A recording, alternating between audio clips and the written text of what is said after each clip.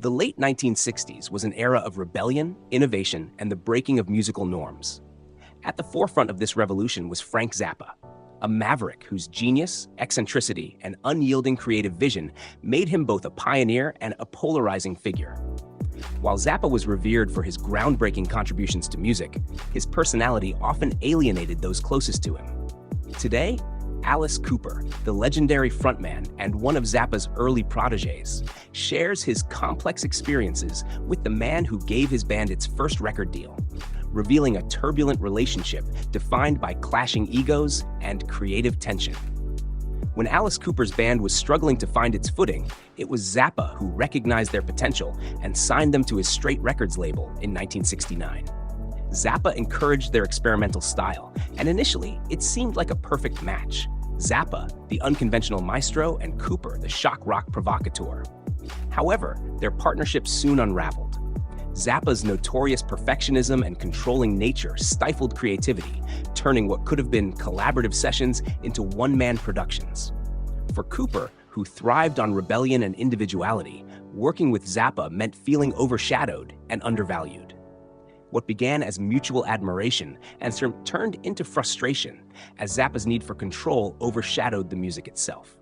Zappa's reputation as a musical genius was often accompanied by stories of his difficult personality and the fractured relationships he left in his wake. His unrelenting leadership style created tensions not only within his own band, the Mothers of Invention, but also with collaborators such as Captain Beefheart, John Lennon, Yoko Ono, and jazz violinist Jean-Luc Ponty. The friendship between Zappa and Captain Beefheart, born from their shared love of blues and experimental music in their youth, ultimately dissolved under the strain of their differences. When Zappa agreed to produce Beefheart's Trout Mask replica in 1969, their creative visions clashed incessantly. Zappa's meticulous production style contrasted with Beefheart's chaotic, instinct-driven approach.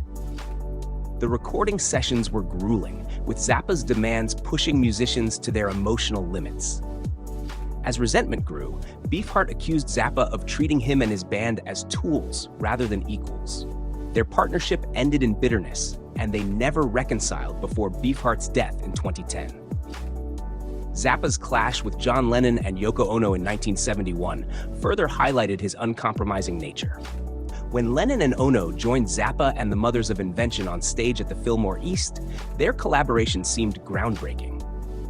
But tensions flared when Lennon and Ono released the performance on their Sometime in New York City album, retitling Zappa's composition King Kong as Jam Rag and crediting it to themselves. Zappa, outraged by the perceived theft and disrespect, publicly criticized Lennon and Ono, further straining their relationship. Jazz violinist Jean-Luc Ponty also experienced Zappa's domineering approach. Initially, their collaboration promised to bring fresh dynamics to Zappa's intricate compositions.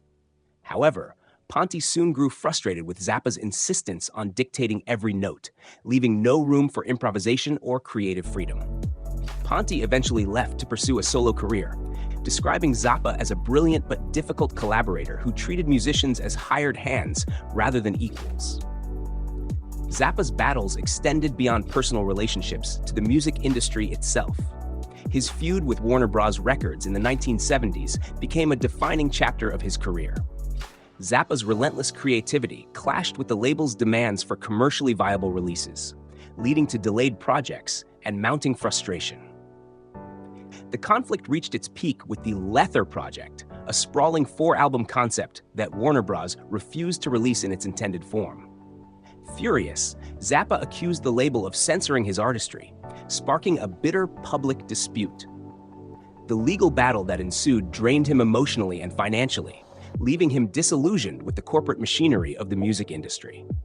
Despite these challenges, Zappa's defiance remained unshaken. In the 1980s, he took on the Parents Music Resource Center, PMRC, an organization advocating for censorship in music. His fiery testimony before Congress solidified his reputation as a fearless advocate for artistic freedom. However, Zappa's confrontational approach alienated some in the industry who preferred to avoid the spotlight. On a personal level, Zappa's relentless dedication to his work often left little room for his family. His children, including Dweezil and Moon Unit Zappa, have described him as a supportive yet emotionally distant father, mirroring the intensity of his professional life. As Alice Cooper reflects on his time with Zappa, his feelings are bittersweet. He acknowledges Zappa's genius and the opportunities he provided, but criticizes the way Zappa's controlling nature often hindered creativity. Cooper's story underscores the fine line between brilliance and dysfunction, a tale of a man whose uncompromising vision came at the cost of collaboration and connection. Frank Zappa's legacy is a study in contradictions. He was a revolutionary artist who defied conventions and reshaped the music industry, yet his difficult personality often alienated those around him. Through Alice Cooper's revelations and the accounts of others, a fuller, more complex picture of Zappa emerges, a man whose life and music were as turbulent as they were transformative.